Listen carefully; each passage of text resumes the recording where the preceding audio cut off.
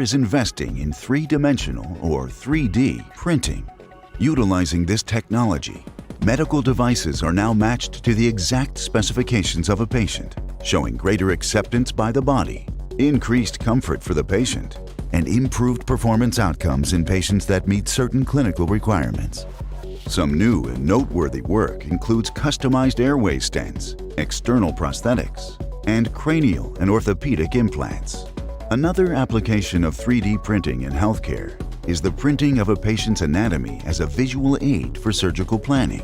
The ability to hold a physical model gives surgeons the ability to conceptualize the ideal course of action prior to operating. With its widening healthcare applications,